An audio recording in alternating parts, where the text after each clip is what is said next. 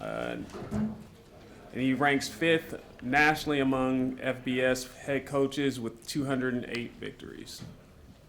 There you go. All right, they never count my blend wins. Those are the hardest ones, and they don't count those.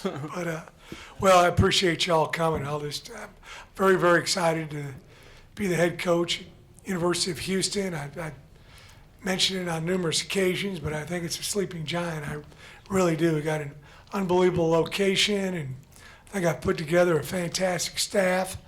And the only thing I think U of H was lacking was a league to play in, and we've got that now at the Big 12.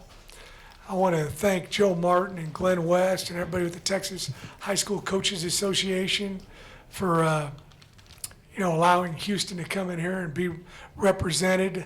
There's nothing like Texas high school football.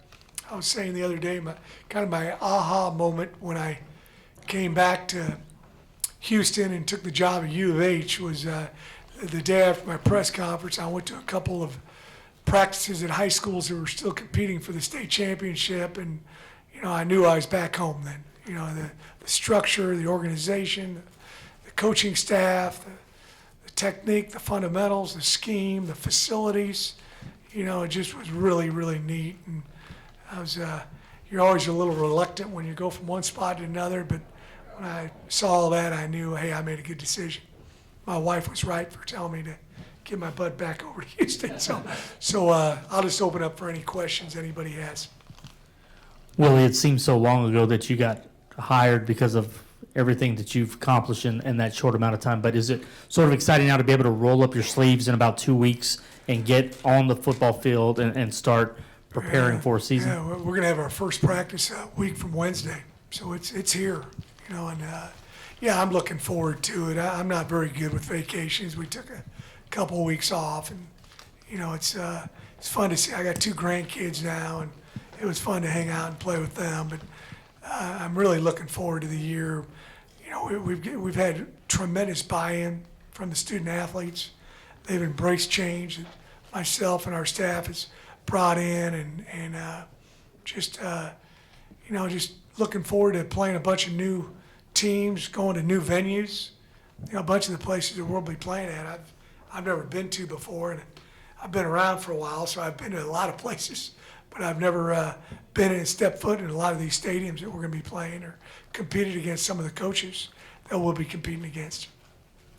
Now, you just left a G5 school. You spent a lot of time at that level. What do you think the future of G5 football looks like, and what are the challenges facing that level as Rev Share gets in? I'm not really sure. We loved our time at Tulane. It's a great university, and the American Athletic Conference is a great league.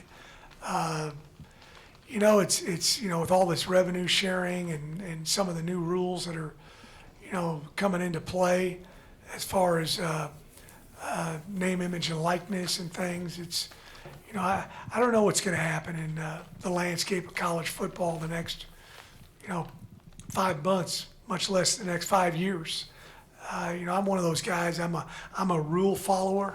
I don't make these rules. Some other people do that, and I just follow them to the best of my ability, and just try to do whatever I can to put Houston in a great place to, be a national power and to win. So I'm not quite sure, but I know there's a lot of really good teams at Group of 5. There really are, and we enjoyed competing in that league. I was also in, Group of 5 when I was at Georgia Southern for a couple of years, and that was, a high level of football as well. Willie, Carter Yates with Dave Campbell's Texas Football. There's now 2 Texas universities in the SEC and another one in Oklahoma that recruits heavily in Texas. For you and the Big 12 schools, how do y'all compete recruiting-wise with them?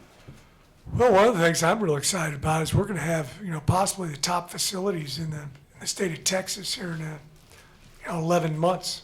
And we've got a $161 million football operations center that should be done by next June. We've got I think the best indoor facility I've ever been in. It's really an indoor and a half.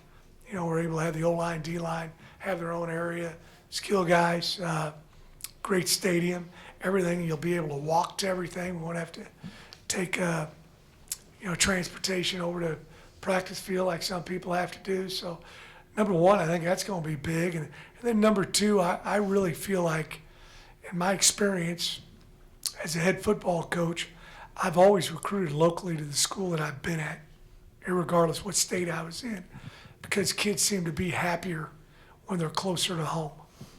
So that's another advantage we got.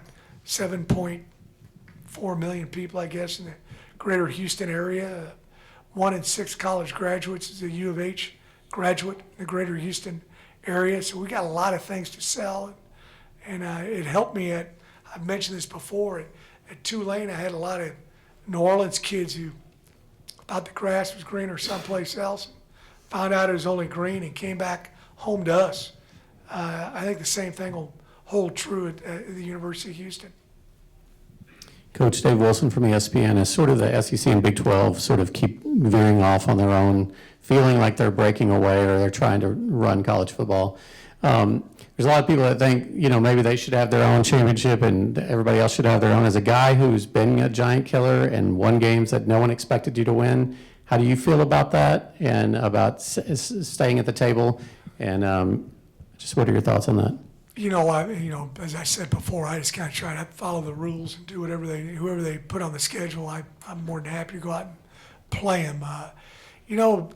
This may be a little bit off topic from the question. I thought our media day was outstanding. I think our conference commissioner has done an incredible job of shining a bright light on the Big 12. And, it sounds like he's not done yet. I don't know.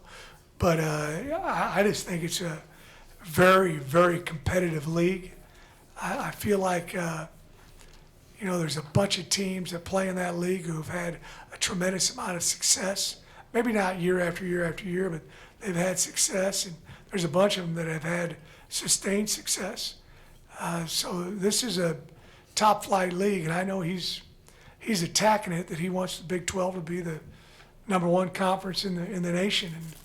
And he's doing some things out of the box, some things I don't understand. What is that, equity, something, I don't know, all that stuff. But he really has been impressive in the short time I've been around him. Willie Samcom, The Athletic. You mentioned everything the school has to offer, but you guys have made a really strong waves in the 25 and even 26 recruiting class. I know you can't talk specifics about recruits, but what have you guys done to make yourselves appealing and have success on the recruiting trail in those classes so far? Well, I think we've put together a fantastic staff. A bunch of the guys have got, high school coaching experience in the state of Texas. They've got great connections. And then I think we've got a family atmosphere. That's what we've done every place I've been at is establish that culture and made kids feel good about it. And again, we've recruited, almost exclusively Texas and the state of Louisiana. I've got experience over there as well. And I think when kids are fairly close to home, they feel good about it, especially when they come in on a visit, see everything that U of H has to offer. U of H is a lot different than when I, first started recruiting. I think the first time I recruited Jack Yates was in '87, so a couple of years ago. And, we've got 8,000 kids living on campus now. Probably back in '87, they might have had 500 kids living on campus. We've got 48,000 total students. We're a tier 1 academic institution. And our president has done a phenomenal job of really changing the profile of the university. And I think when kids and their families come in, there's some things they didn't know about, and we have all the experts from all those different areas that sit down and speak to them. I had one kid that really wanted to, he wants to be a business major. We got one of the top schools of business. I had another kid who wants to be an engineer, and we've got possibly the best engineering program in the nation. So some of those things kids were unaware of, I think, and we get them on the visit. Them and their parents are impressed with that, and then also the facilities and playing in a big-time league. Kirk Bowles from the Houston Chronicle. Willie, do you Where you at now? I think I'm in Houston, but I'm not positive. I'll get back to you on that. I heard a guy had your name that was over someplace in Austin for a long time, but Yeah. must be a twin brother or something, right? Disregard him. Yeah. Would you favor an early signing date in August? And are you happy the way the transfer portal? You think there should be fewer windows?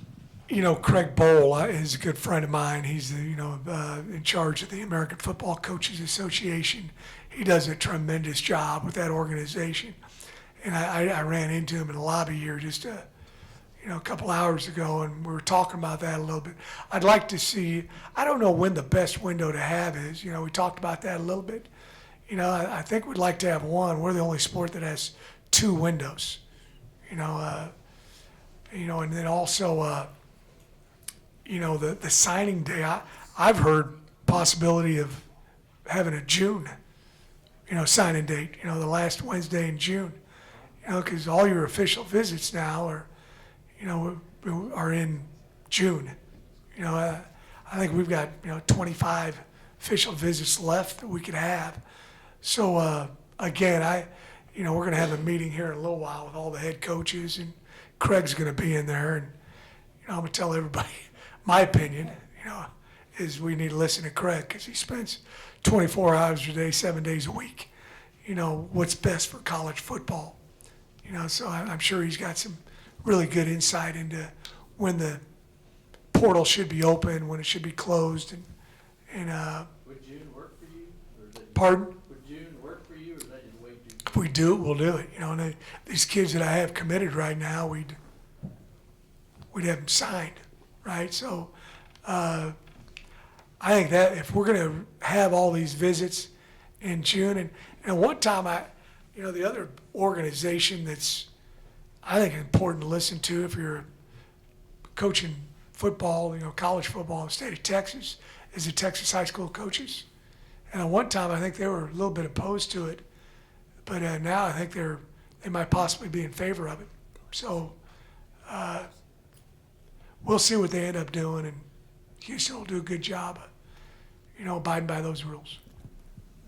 Willie, what have the conversations been like with Donovan about the ability that you're going to have to communicate with him during the game or through the headset?